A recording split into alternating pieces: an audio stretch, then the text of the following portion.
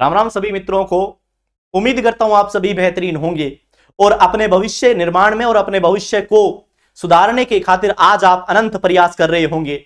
अपनी निराशा, अपनी असफलताओं को भूल करके आज अपनी सफलता के मार्ग में आप निकल चुके होंगे। और प्यारे मित्रों, हमारी सफलता जो है वो हमारे घर, हमारे परिवार और अपनी खुद की परिस्थितियों को बदलने के लिए अपने को इस जॉब को लगना और इस सरकारी नौकरी को फाइट करना मुझे लगता है शायद अपने लिए अत्यंत महत्वपूर्ण है। तो प्यारे मित्रों, जब इतनी परिस्थितियां आपके सामने है जिनको सुधारना आपके हाथ में है, तो किस बात से आप निराश होकर के, कौन सी असफलता को लेकर के आप बैठे हो? अरे असफलताएं बहुत कुछ सिखाती हैं। हमें सफलता प्राप्त करनी है और अपने इरादे, अपने जोश, अपने उत्साह, अपनी एनर्जी को उस लेवल तक लेकर के जाना है जहां हमारे आसपास निराशा भटक ना पाए।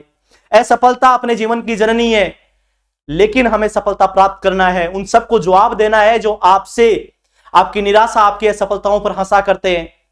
आप तैयार हो मेरे वीर योद्धाओं? आपको आपके पहाड़ रूपी मंजिल को तोड़ना है जो आपकी असफलता के रूप में बनी हुई है। मांझी बन जाओ जीवन के अंदर, तोड़ दो उन पहाड़ों को जो आपके सामने रुकावटें बने हुए हैं, तोड़ दो उन मंजिलों को जो आपकी असफलताएं बनकर के बैठी हैं। प्यारे मित्रों, अपने को सफल होना है और जीवन के अंदर आने वाली प्रत्येक चुनौतियों का सामना करते हुए हमें हमारी मंजिल तक पहुंचना है। चाहे कितने लाख करोड़ों अपने जीवन के अंदर कठिनाई आए, लेकिन अपने को सफल होना है।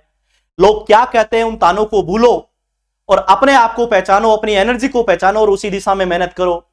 मुझे वो क्या कह रहा है, वो मेरे पे व्यंग कस रहा है, मुझे क्या कह रहा है, ये सब चीजें भूलो मित्रों, क्योंकि जीवन का अपना परम ध्येय है सफलता प्राप्त करना है। अगर आप सफलता के मार्ग पे निकल चुके हो तो आपके बीच रास्ते में अनेक रुकावटें आएंगी और वो रुकावटों का मतलब ही आपको रोकना है।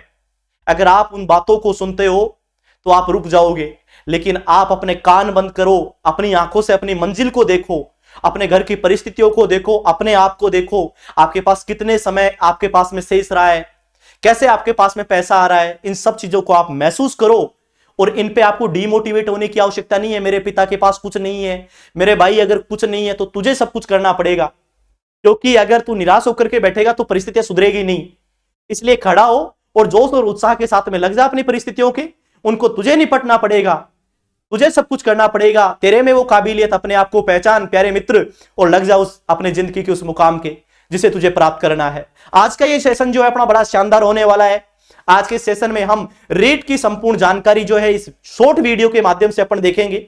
शॉर्ट इसलिए कह रहा हूं क्योंकि अपन ज्यादा लंबा वीडियो इसके लिए नहीं बनाएंगे, आप लोग कम से कम समय में मैक्सिमम जानकारी प्राप्त कर सको। प्यारे मित्रों, आज अपन प्राप्त जानकारी जो है वो सबसे पहले प्राप्त करेंगे रीट के ऊपर कि रीट एग्जाम है क्या।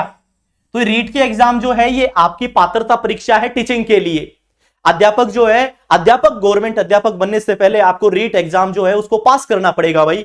और ये रीट एग्जाम जो है ये माध्यमिक शिक्षा बोर्ड के द्वारा, माध्यमिक शिक्षा बोर्ड अजमेर के द्वारा, शिक्षा बोर्ड अजमेर के द्वारा आपका पेपर जो है वो कंप्लीट करवाया जाएगा। तो प्यारे मित्रों, रीट एग्जाम जो है ये आप अगर पास कर लेते हो तो पास करने के पश्चात आप लोग जो 3rd ग्रेड की वैकेंसी आने वाली है उस वैकेंसी में अपने आप को इस वैकेंसी का हिस्सा बना सकते हो, जिसमें L1 और L2 का पार्ट रहने वाला है, जिसमें आप अपने आप को रीट पात्रता परीक्षा पास करके आप 3rd ग्रेड का हिस्सा बन सकते हो। 2nd ग्रेड और 1st ग्रेड जो वैकेंसियां हैं प्यारे साथियों, इनके लिए रीट पास करना जरूरी नहीं है, लेकिन आपकी जो 3rd ग्रेड की वैकेंसी होती है उसके लिए आपको रीट पास करना अति महत्वपूर्ण है। L1 जो है ये आपके उन क्लासेस के लिए रहने वाला है जो प्यारे साथी जो हैं छोटी क्लासेस जिसमें 5th लेवल तक का पार्ट रहता है। इसके अलावा L2 जो है इसमें आप 6 से 8 तक की जो सब्जेक्टिव क्लासेज हैं उनको आपको स्टडी करवाना है गवर्नमेंट जॉब लगने के पश्चात। तो पहले तो अपने आप के साथ में फील ले लीजिएगा कि अपन अध्यापक बन चुके हैं और किसी सरकारी विद्यालय के अंदर खड़े होकर के अपने बच्चों को ज्ञान प्रवचन दे रहे हैं। आप अपने जीवन की प्रवचन कहानियां सुना रहे हैं, आपकी असफलताएं सुना रहे हैं प्यारे मित्रों। इसके अलावा जो 2nd ग्रेड और 1st ग्रेड वैकेंसी होती है वो अभी तक रीट परीक्षा के अंतर्गत इनको नहीं रखा गया है। बात करते हैं आगे की ओर कि रीट एग्जाम जो है उसको पास करने के लिए क्या करना पड़ेगा। तो प्यारे मित्रों, इसमें आपके मार्क्स और क्वेश्चन जो है उनकी संख्या रहने वाली है 150। आपके जो प्रश्न रहेंगे उनकी संख्या है 150 और मार्क्स भी कितने हैं आपके 150। टोटल 150 अंक का आपका पेपर रहने वाला है, जिसमें अगर आप जनरल कैटेगरी से हो तो प्यारे मित्रों इसके अंदर आपकी जो कट ऑफ है वो लगभग ये मान के चलो कि 60% के आसपास तो आपको लाने ही है, यानी लगभग इसमें आपको मार्क्स लेके आने हैं 90। इसके अलावा अगर आपकी कैटेगरी SC ST MBC या OBC है तो उसके अंतर्गत आपको लाने पड़ेंगे 55% मार्क्स, यानी कि 82.5।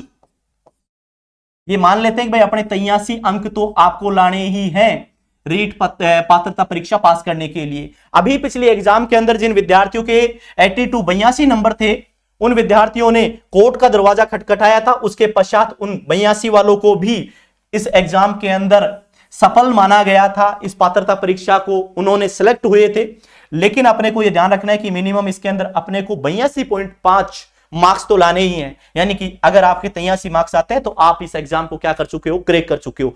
और अब आपको बधाई हो, आप 3rd ग्रेड की अगर आने वाली वैकेंसी है तो उसका आप हिस्सा बन सकते हो। लेकिन अगर आप रीट एग्जाम पास नहीं कर पाते हो तो प्यारे मित्रों ये ध्यान रखना, आपका 3rd ग्रेड का सपना जो है वो सपना का सपना ही रह जाएगा। तो बहुत कम समय बचा है अपने पास में, किस बात को लेकर के आप लोग बैठे हो, अभी तक पता नहीं आप कौन सी रणनीतियों बना करके बैठे हो। प्यारे मित्रों लग जाओ रीट के। आगे और चर्चा करते हैं रीट के ऊपर कि सर अगर रीट में हमारे पास में 150 क्वेश्चन आ रहे हैं तो इन प्रश्नों के अंदर क्या प्रत्येक प्रश्न जो है वो हमारे लिए नेगेटिव, अगर हम इसको गलत करके आते हैं तो क्या हमें नेगेटिव मार्क्स मिलेंगे? तो प्यारे मित्रों आप लोग बेफिक्र रहिए और पेपर को आप लोग आसानी से सोल्व कीजिए, इसमें कोई नेगेटिव आपका रहने वाला नहीं है। आप पूरे 150 के 150% जो है उनको आप लोग सेलेक्ट करके आइएगा। लेकिन बड़ी काम की बात आपको ध्यान रखनी है, आपको इस पेपर में ऑप्शन मिलने वाले हैं भाई 5 ऑप्शन। ध्यान से सुनना भाई, इसमें मिलेंगे आपको 5 ऑप्शन, और 5 ऑप्शन में आपको ध्यान रखना है कि अगर आपका इन चारों में से ऑप्शन नहीं है तो आपको 5 ऑप्शन करके ही आना है। अगर आप 5 ऑप्शन नहीं करके आ रहे हो प्यारे मित्रों तो आपका यहां पे क्वेश्चन क्या हो जाएगा, गलत हो जाएगा, क्योंकि यहां पे हमारे को एक ना एक ऑप्शन को जो है उसको सेलेक्ट करना ही है। अगर इन 4 में से हमारा सही है तो उनमें से चारों में से आप किसी को भी कर सकते हो, लेकिन चारों ही नहीं है तो आप 5वें जो आपके पास में ऑप्शन दिया हो उसको सेलेक्ट करके ही आना है। अगर आप इसको छोड़ के आते हो तो फिर ध्यान रखना भाई अपने मार्क्स जो है उन कटने की संभावनाएं बढ़ जाती हैं। इसलिए अपने को 150% जो है वो कंप्लीट करके आने, क्योंकि अपने सामने कोई नेगेटिव का पहाड़ नहीं रखा है। दूसरा, कई विद्यार्थी जिन्होंने रीट की परीक्षा दे दी है, जो पिछली बार इस रीट एग्जाम को पास कर चुके हैं, उन विद्यार्थियों का भी ये रहने वाला है कि भाई इस बार भी हम इस रीट एग्जाम को दे या नहीं दे। तो प्यारे मित्रों मेरा सुझाव अगर आप मानो तो आप लोग इस एग्जाम के बजाय आप अपनी 3rd ग्रेड की वैकेंसी जो है उस पर अपना पूरा का पूरा ध्यान फोकस कीजिए, क्योंकि जो साइंस वाले स्टूडेंट हैं उन साइंस वाले स्टूडेंट्स को यह ध्यान रखना है, विज्ञान पार्ट्स के जो भी विद्यार्थी हैं उनको यह ध्यान रखना है कि अपने को रीट एग्जाम के अंदर राजस्थान जीके नहीं पढ़ना है, लेकिन जो 3rd ग्रेड की वैकेंसी आएगी उसके अंदर अपने को 3rd ग्रेड की जो वैकेंसी है प्यारे मित्रों इसके अंदर अपने को राजस्थान का जीके भी कंप्लीट पढ़ना है। आपका जो रीट है, रीट के अंदर आपका जो सिलेबस रहने वाला है, इस सिलेबस के अंदर आप लोगों के जो सब्जेक्ट्स का पार्ट है, जिसमें सबसे पहले आपके साइकोलॉजी है, मनोविज्ञान है, ठीक है प्यारे मित्रों। इसके अलावा दूसरा इसमें खंड आएंगे आपके, 5 खंडों में आपका पेपर डिवाइड होगा।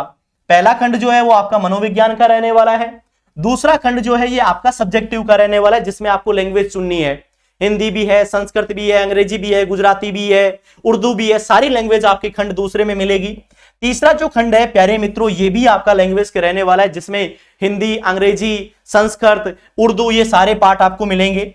चौथा पार्ट जो है ये आपका रहने वाला है गणित का, विषय गणित जो है इसका ये पार्ट रहने वाला है। और 5वां जो पार्ट है प्यारे मित्रों ये रहने वाला है आपका पर्यावरण अध्ययन का, पर्यावरण अध्ययन का ये आपका सिलेबस रहने वाला है प्यारे मित्रों। गणित हो गई, पर्यावरण अध्ययन हो गया, ये हमारा टोटल जो है रीट जो है उसका सिलेबस रहने वाला है प्यारे मित्रों, लेवल L1 के लिए या लेवल 1 के लिए। लेकिन जो लेवल 2 है, लेवल 2 के लिए भी अपन देख लेते हैं एक बार कि अगर अपना लेवल 2 है तो इसके अंदर भी आप लोगों के जो तीनों खंड है, पहला, दूसरा और तीसरा खंड, ये तीनों खंड समान रहने वाले हैं। आपके जो खंड है ये समान रहने वाले हैं 1 से लेकर के 3 तक। लेकिन जो आपका चौथा खंड है भाई, इस चौथे खंड के अंदर आपको ध्यान रखना है कि आपका जो पेपर है उस पेपर में आपके सामने जो आपका सब्जेक्ट है जिसमें आप लोग विज्ञान या आपका पास मैथ है, गणित है, तो इन दोनों में आपको ध्यान रखना है ये आपके 60 मार्क्स के होंगे। तो आपके सामने ये पूरी की पूरी सिलेबस जो है उसकी अपन ने चर्चा की है कि किस प्रकार से आपका L1 का सिलेबस रहने वाला है, कौन सा आपका L2 का सिलेबस रहने वाला है। 150 मार्क्स का आपका जो पेपर है, पेपर का पैटर्न है वो आपके सामने रहने वाला है प्यारे मित्रों। तो मैं उम्मीद करता हूं आप सभी को कि ये वीडियो आपको पसंद आया होगा। अपने पूरे जोश और उत्साह के साथ में अपनी मंजिल, अपने सपनों को साकार करो मित्रों। और मैं ईश्वर से यही कामना करता हूं कि इस बार आपकी जो एग्जाम हो आपकी क्लियर हो, आप अपने जीवन में आने वाली असफलताओं से अब मुख मोड़ लें और अपनी सफलता की ओर प्रवेश कर सके। मिलते हैं अगले वीडियो में किसी अन्य वीडियो के साथ में, तब तक के लिए आप सभी का धन्यवाद। मिलते हैं मित्रों, तब तक के लिए जय हिंद, जय भारत।